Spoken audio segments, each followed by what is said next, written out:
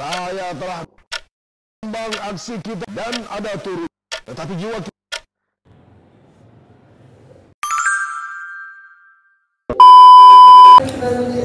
Assalamualaikum warahmatullahi wabarakatuh. Shalom, Om Swastiastu, Namo Buddhaya, Salam Kebajikan. Halo semuanya.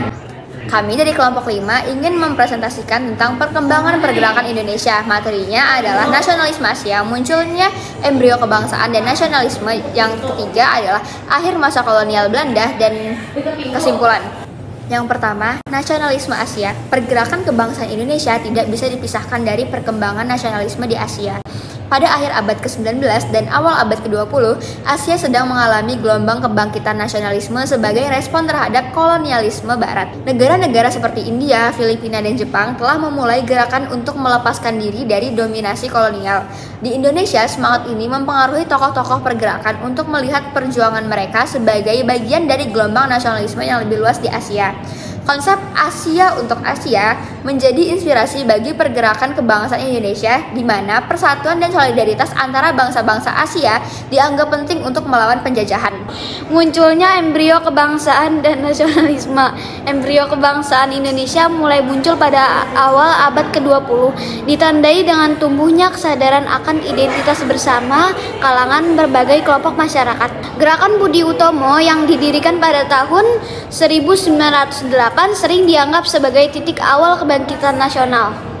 Budi Utomo walaupun awalnya berfokus pada peningkatan pendidikan dan kesejahteraan kaum priai, Jawa menandai lahirnya kesadaran baru tentang pentingnya persatuan untuk mencapai kemajuan bersama. Seiring dengan berkembangnya organisasi-organisasi lain seperti Sarekat Islam dan Indisch Partij, embrio nasionalisme semakin berkembang, mengarah pada kesadaran politik yang lebih luas dan melibatkan berbagai elemen masyarakat. Akhir masa kolonial Belanda ditandai oleh rangkaian peristiwa yang memperkuat semangat nasionalisme dan mempercepat upaya menuju kemerdekaan. Krisis ekonomi global pada tahun 1930-an dan situasi politik yang tidak stabil di Eropa menyebabkan Belanda mengalami kesulitan dalam mempertahankan kekuasaan. Invasi Jepang pada tahun 1942 yang dengan cepat mengalahkan Belanda menjadi titik balik dalam sejarah kolonial Belanda. Selama pendudukan Jepang, walaupun dengan segala kekurangannya, terjadi percepatan dalam pembentukan kesadaran nasional dan persiapan untuk kemerdekaan.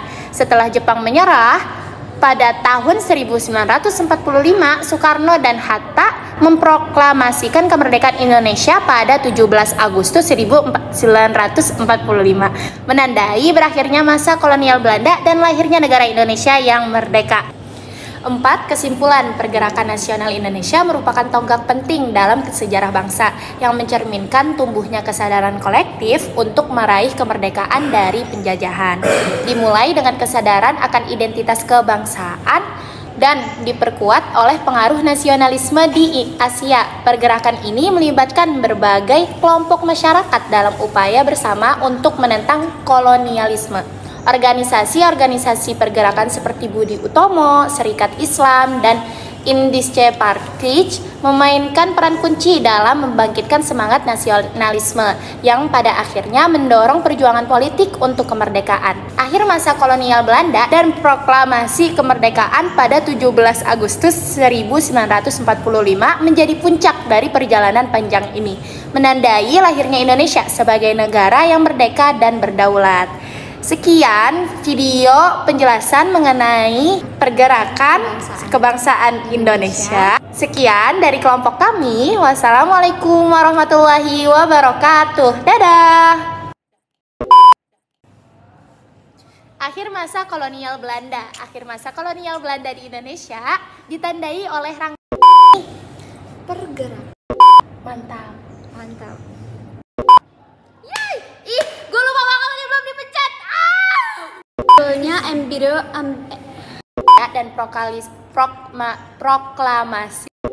Taruh aja. Nah. Lu udah nyala? Video. Kamu dimulai cepet banget.